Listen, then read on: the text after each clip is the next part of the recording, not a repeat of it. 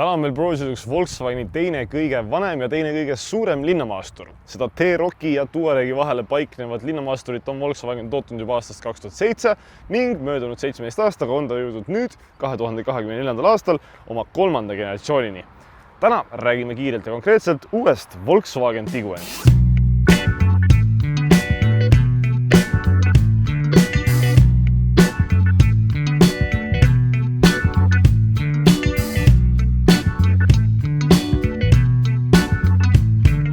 Tiguan on läbi aegade kujunenud põhimõtteliselt üheks linnamaasturi definitsiooniks ning nüüd 3. generatsiooniga on ta saavutanud oma kõige premiumlikuma ja suurema ilme. Võrreldes eelmise generatsiooniga on Tiguan kasvanud laiemaks ja pikemaks, kuid kahanenud natukene madalamaks ning konkurentideks on tal jätkuvalt näiteks Kia Sportage, Hyundai Tucson, Škoda Kodiaq ja Seat Ateca. Visuaalselt on mudel omandanud nüüd veelgi julgema ja enesekindlema ilme. Kõrgel ninaosal tõmbavad enim tähelepanu ID-seerialikud logoni ulatuvad esitoed ning madalamal lisab sportlikust R-Line varustuse põrkeraud. Küljele liikudes avaldub Tiguani kaunis ja klassikaline maasturikere silüett, mille lisavad maitsekust tagasihoidlikud kerejooned. Mudeli väljavalik laiub vahemikus 17–20 tolli ning sellel on siin all ka kaunid 20-tollised York väljad. Jõuliselt laial tagaosal tõmbavad tähelepanu jällegi tagatuled ning sportlikust lisab tiib tagaakna kohal ning kergelt väljaulatuv põrkeraud. Pagasiruumi on Tiguanil kuni 652 liitrit, mida on rohkem kui Hyundai Tucsonil, Kia Sportage'il või Seat Atecal, kuid loomulikult vähem kui Škoda Kodiaqil. Pagasi organiseerimist lihtsustavad korralikud taskud seintel, üks korralik kotikonks, haagid nurkades ning ka siis reguleeritava kõrgusega pagasiruumi põhi, mis madalamas seadmes umbes 20 cm laadimiskünnisest madalamal. Suusaluuki Tiguanil pole, sest teise istmerea seljatoed klapivad kokku 40-20-40 suhtes. Tiguani hinnad algavad umbes 31 000 eurost ning kasvavad täisvarustuses üle 50 000 euro. Tema auto siin R-Line varustuses maksab umbes 49 000 eurot. Jõuallikaid on uuele Tiguanile saadaval erinevaid 6, 2 kerghübriidset bensukat, 2 pistikhübriidset bensukat ning 2 diiselmootorit. Bensumootorid on kõik 1,5-liitrised ja diiselmootorid mõlemad 2-liitrised. Võimsust 96–200 kW 0–100 minimaalselt 7,2 sekundiga ning suurimaks lubatud kiiruseks 220 km tunnis. Veoskeemilt saab võimsam diiselmootor 4-veo, kuid ülejäänud mudelid on esiveolised ning käigukastiks on kõikidel 7-käiguline DSG automaat. Tühimassi minimaalselt 1,6 tonni. Tema auto puhul on meil siin see võimsam kerghübriidne variant, millel 110 kW ja 250 Nm pöördemomenti. 0–100 9,1 sekundiga ning keskmise kütusekuluks 6,4 liitrit 100-le. Kui tahad tehniliste andmetega lähemalt tutvuda, pane nüüd korra video pausile, kuid meie vaatame nüüd lähemalt salongi.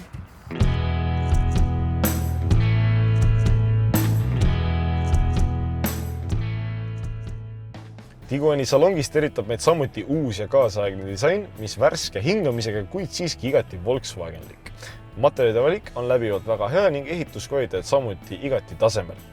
Öisele sõidule lisavad meeleolu mitmevärvilise miljöövalgustuse kontuurid ja paneelid ning päeval annavad aktsenti sinised R-Sport osakonna jooned ustel, armatuuril ja istmetel. Istmete osas saab Tiguan R-Line varustusega sellised suhteliselt korvikad sporttoolid, mida katavad tekstiili ja nahka kombineerivad katted. Istmete polstrid on küll pigem pehmed, kuid küllalt kaugele ulatuvad küljatoed hoiavad tegelikult reisijaid igati stabiilselt ja kindlalt paigal ning pakuvad toekat ja mugavat asendit. Üldine asend on pigem kõrge ja püstine, kuid lai reguleerimise ulatus võimaldab mugava asendi leida igat kasvu reisijal, mis ei väsita ka pikematel sõitudel. Mugavusfunktsioonidest on istmetele saadaval mälufunktsioon, soojendus, jahutus ning ka massaaž. Esemete hoiustamiseks on esireas suured uksetaskud, pigem väike kindlalaegas, üks väike laegas siin juhi vasaku põlve juures ning ka prillitoost laes. Keskkonsoolilt leiame ühe sükse kallutatava tasapinna, mille all 2 telefoni juhtumava laadijat ning käetoajalt ühe suurema süvise, milles ka siis selline eemaldatav topsihoidjate raam.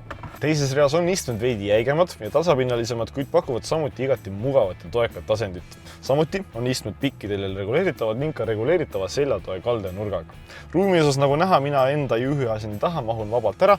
Põlved on juba kergelt vastu esiistet, kuid õnneks on esiistmed igalt küljelt pehmed. Pearuumi on rusikaga ülegi ning laiuses mahutab Tiguan ka 3 täiskasvanut. Esemetele on teises reas väiksed uksetaskud, taskud esiistmete tagakülgedel ning ka käetugi, kus sees süke sahtel topsihoidjatega. Armatuuri peategelaseks on 15-tollise ekraaniga multimeedia, mis kenasti reisijate käeulatuses ning nähtavuses. Riistvaraselt on süsteem meeldivalt kiire ja sujuv ning ka terava ekraaniga.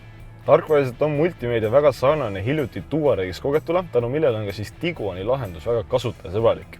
Kõik peamised funktsioonid ja seaded on lihtsasti leitavad ja kasutatavad ning tänu ilusale visuaalile on ka kõik üheselt mõistetav.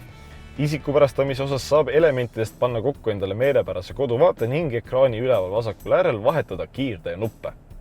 Peamised kliimaseaded on pidevalt leitavad ekraani allaäärel ning täpsemate seadete jaoks on multimeedias ka eraldiseisev kliimamenüü.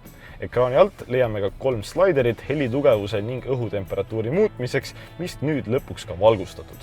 Kui aga puutepinnad pole päris teile, saab helitugevust tegelikult reguleerida ka siit keskkonsooli tsentrist, kuhu Volkswagen on Tiguanile lisanud sellise laheda puutetundliku multifunktsionaalse rulliku, mis tavaseades reguleerib helitugevust, kuid kui vajutan siia ühe korra peale, saan reguleerida ka sõiduki režiime.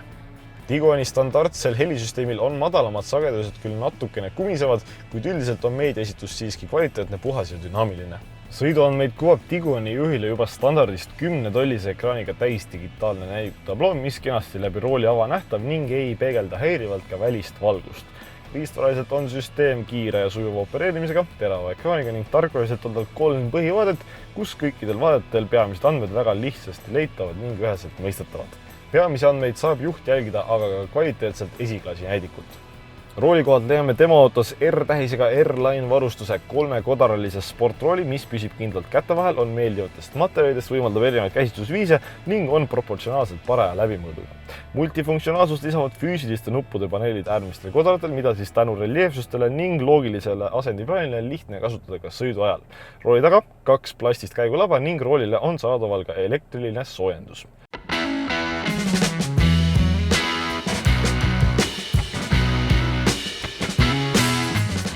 Mootoriks on tema autol 1,5 liitrine 4-silindriga kerghübriidne bensiinimootor, mis arendab kuni 110 kW ja 250 Nm pöördemomenti. Iseloomult on tegemist suhteliselt sellise tavalise bensiinimootoriga, ei ole ta tõmme midagi sportlikku või alust rabavat, kuid saab ikkagi Tiguani massi ja suurusega väga hästi hakkama. Kiirendamine on sujuv ning lineaarne ning samuti suudab ta esiviolisena need 250 Nm suhteliselt kindlalt edasi liikumisse kanda. Eraldi mainimist väärib aga selle hübriidse Tiguani start-stop-süsteemi opereerimine, mis isegi välja lülitatuna olukordades, kus ma lasen siis ilma pedaale puutumata autol niisama veereda, lülitab sisepõlemismootori välja. Kui mul peaksid aga keset seda veeremist tekkima vajadus kiirendada, läheb mootoril kuni isegi 2 sekundit enne siis reageerimist aega ning samuti, kui ma pean keset veeremist pidurdama, lülitata pidurdamise alguses sisepõlemismootori tagasi sisse ning selle tulemusel võib pidurduse sujuvuses esineda veidi selliseid tüütuid jõnksatusi.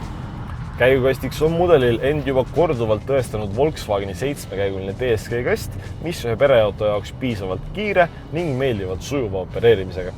Vedrustuse osas on tema auto varustatud valikulise sportvedrustusega, mis küllalt jäik, tänu millele kõike teel toimuvad suhteliselt konkreetselt ja täpselt tunda, kuid samas ei ole löögid nüüd ka häirivalt põrutavad või väsitavad.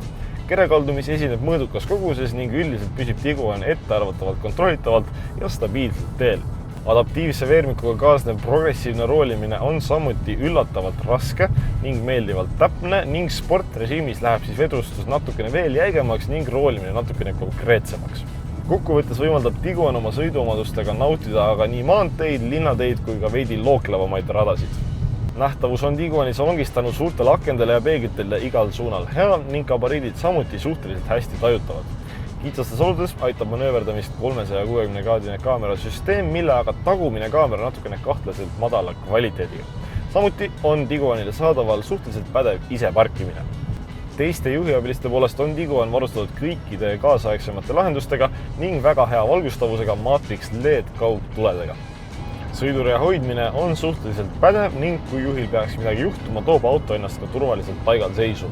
Müra osas jõuab salongi veidi rehvimüra, kuid tuulemüra on ka maanteekiirustel praktiliselt olematu. Seega selline ta on, värskenenud ja kaasajastunud, kuid jätkuvalt siuke vana hea rahvaautolik ja universaalne linnamaastur Volkswagen Tiguan. Kui tahad mudeli kohta rohkem lugeda, leiad täispika loo ikka Autojaama kodulehelt.